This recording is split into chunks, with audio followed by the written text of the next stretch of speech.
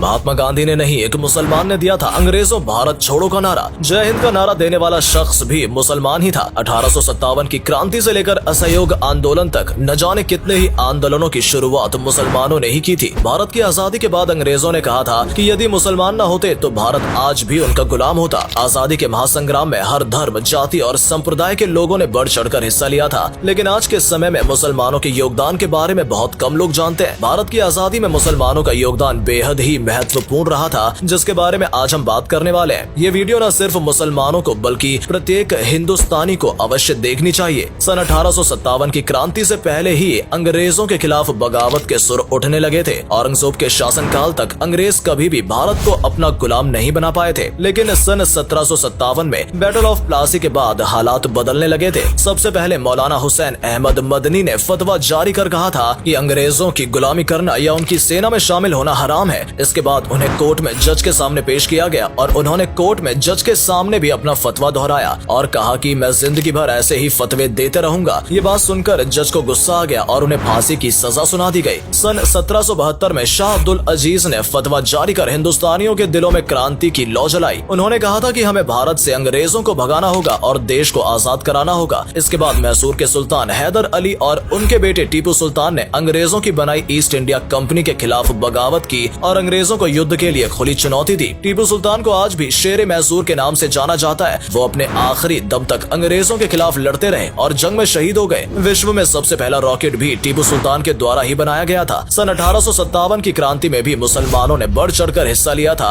इस क्रांति का जब भी जिक्र होता है तो अक्सर केवल मंगल पांडे का ही नाम लोगों की जुबान पर रहता है, लेकिन पीर अली खान ने और बख्त खान जैसे कई मुसलमान योद्धा भी इस क्रांति का हिस्सा बने थे। पीर अली खान ने 50 बंदूकों का जुगाड़ किया और अंग्रेजों के खिलाफ बगावत कर दी। उनके विद्रोह के कारण अंग्रेजों ने उन्हें जेल में बंद कर दिया था और बदसलूकी की। पीर अली खान के कई साथियों को अंग्रेजों ने फांसी की सजा सुना दी थी, लेकिन कुछ समय बाद वो बाहर निकले और करीब 200 क्रांतिकारियों को उन्होंने अपने साथ फिर इकट्ठा किया। बिहार के गुलजार बाग में अंग्रेजों पर हमला कर दिया। इस दौरान अंग्रेजों का एक कमांडर मारा भी गया था, लेकिन अंत में वो भी अंग्रेजी हमले का शिकार हो गए और उन्हें भी फांसी की सजा सुना दी गई। इसके अलावा सैयद अलाउद्दीन हैदर ने भी 300 लोगों की एक रेजिमेंट बनाई और अंग्रेजों का सामना किया। वहीं तुर्रेबाज खान एक ऐसे मुसलमान थे जिन्हें काला पानी की सजा के दौरान गोली मार दी गई थी। उनकी मौत के बाद उन्हें हैदराबाद लाया गया और फिर से फांसी पर लटकाया गया। तो अंग्रेजों मुसलमानों का कितना खौफ था, ये इस बात से साफ जाहिर हो रहा है। इसी महान क्रांति के दौरान मौलवी अहमदुल्ला शाह ने जब अंग्रेजों का पुरजोर विरोध किया, डर के मारे अंग्रेजों ने मौलवी महमूदुल्लाह शाह पर 50,000 रुपए का इनाम घोषित कर दिया, जो उस समय के हिसाब से बहुत बड़ी रकम थी। एक राजा ने पैसों के लालच में आकर अंग्रेजों से मुखबरी कर दी और अहमदुल्लाह शाह को अंग्रेजों ने फांसी पर लटका दिया। सन 1919 में शौकत अली और मोहम्मद अली ने खिलाफत मूवमेंट की शुरुआत की थी। इस आंदोलन में अनेकों मुस्लिम नेताओं ने उनका साथ दिया। इसी दौरान मोहम्मद अली जौहर और मौलाना अबुल कलाम आजाद ने ही सबसे पहले अंग्रेजों के सामान का बहिष्कार करने की रणनीति बनाई थी और बाद में इसी बहिष्कार को महात्मा गांधी ने असहयोग आंदोलन का रूप दे दिया।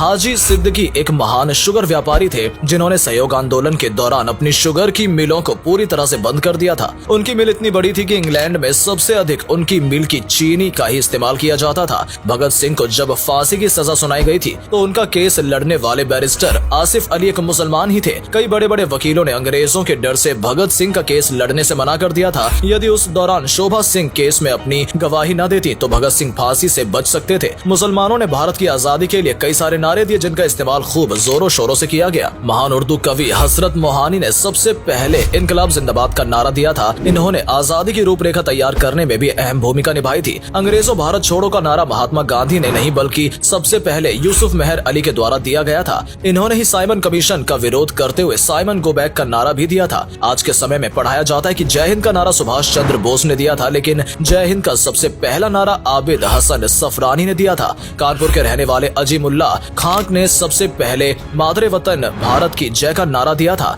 बाद में कुछ सांप्रदायिक लोगों ने इस नारे में माता शब्द जोड़ दिया था। अजीमुल्लाह खान ने ही भारत के लिए राष्ट्रीय गीत लिखा था जिसके बोल कुछ इस प्रकार है। इसकी रूहानियत से रोशन है जग सारा, ऊपर बर्फीला पर्वत पहरेदार हमारा, इसके अलावा सारे जहां से अच्छा हिंदुस्तान हमारा जैसा शानदार गीत लिखने वाले प्रसिद्ध शायर मोहम्मद इकबाल भी एक मुसलमान ही थे। इतना ही नहीं, भारत के तिरंगे का जो स्वरूप आज हमें देखने को मिलता है उसे हैदराबाद की मुस्लिम महिला सुरैया तैयब जी ने के द्वारा तैयार किया गया था। इन्होंने पिंगली वेंकैया द्वारा डिजाइन किए गए शुरुआती तिरंगे में बदलाव कर चरखे की जगह बीच में अशोक चक्र बनाया था। सैयद शहनवाज अहमद कादरी की किताब लहू बोलता है में विस्तार से वर्णन किया गया है कि भारत की आजादी में मुसलमानों का कितना बड़ा योगदान रहा है। अंग्रेजों ने भारत के क्रांतिकारियों को सबक सिखाने के लिए काला पानी की जेल का निर्माण कराया था। इस जेल में सजा पाने वाले सबसे ज्यादा कैदी मुसलमान ही थे। बहुत से अन्य धर्म के लोगों ने इस सजा से बचने के लिए अंग्रेजी अधिकारियों को माफीनामे लिखे, उनकी गुलामी स्वीकार की और यहाँ तक की मुखबरी भी की, लेकिन मुसलमानों ने कभी भी अंग्रेजों के साथ सौदा नहीं किया। सन 1919 में रॉवलेट एक्ट के विरोध में जब जलियांवाला बाग में लोग इकट्ठा हुए थे और जनरल डायर ने वहां आकर अंधाधुंध फायरिंग शुरू कर दी थी, तो उसमें भी सैकड़ों की संख्या में मुसलमान शहीद हो गए थे। भारत की आजादी की लड़ाई में इंडियन नेशनल कांग्रेस सबसे बड़ी पार्टी के रूप में उभर कर सामने आई थी। इस पार्टी में 9 बार मुसलमान अध्यक्ष बने थे। साथ ही मुस्लिम लीग ने भी अंग्रेजों को खदेड़ने में अहम भूमिका निभाई थी। सन 1857 में उत्तर प्रदेश में दारुल उलूम देवबंद की स्थापना की गई थी। इसकी स्थापना मोहम्मद कासिम ननोतवी, फजलुर रहमान उस्मानी और सैयद मोहम्मद आबिद ने मिलकर की थी। बहुत कम लोग ये बात जानते हैं कि इसकी स्थापना अंग्रेजों को भारत से भगाने के लिए ही की गई थी। इस मदरसे का उद्देश्य ऐसे क्रांतिकारियों को पैदा करना था जो आगे चलकर भारत की आजादी में अपना योगदान दे सके, और ऐसा हुआ भी। दारुल उलूम देवबंद से पढ़ने वाले कई मुसलमान क्रांतिकारियों ने भारत की आजादी के लिए अपना सब कुछ न्यौछावर कर दिया था। अशफाक उल्लाह खान जैसे महान क्रांतिकारी को केवल 27 साल की उम्र में फांसी दे दी गई थी। सन 1921 में केरल के मोपला आंदोलन हुआ था, जिसमें हजारों की संख्या में मुसलमान वीर गति को प्राप्त हो गए थे और न जाने कितने ही मुसलमानों को जेल में बंद कर दिया गया था। डॉक्टर भीमराव अंबेडकर को पहचान दिलाने में भी मुसलमानों का अहम योगदान रहा है। साल 1946 में बाबा साहेब ने जब चुनाव लड़ा तो दलित होने के कारण उन्हें हार का सामना करना पड़ा था। इसके बाद मुस्लिम लीग ने उन्हें बंगाल के मुसलमान बहुल इलाके से चुनाव लड़वाया और उन्हें जीत दिलाई। इसके बाद ही बाबा साहेब अंबेडकर संविधान सभा का हिस्सा बने और आज उन्हें संविधान के जनक के रूप में जाना जाता है। हाकिम अजमल खान ने आजादी के आंदोलन में गांधी का भरपूर साथ दिया था। बहुत से लोगों का ऐसा भी मानना है कि इन्होंने ही गांधी जी को सबसे पहले महात्मा का टाइटल दिया था।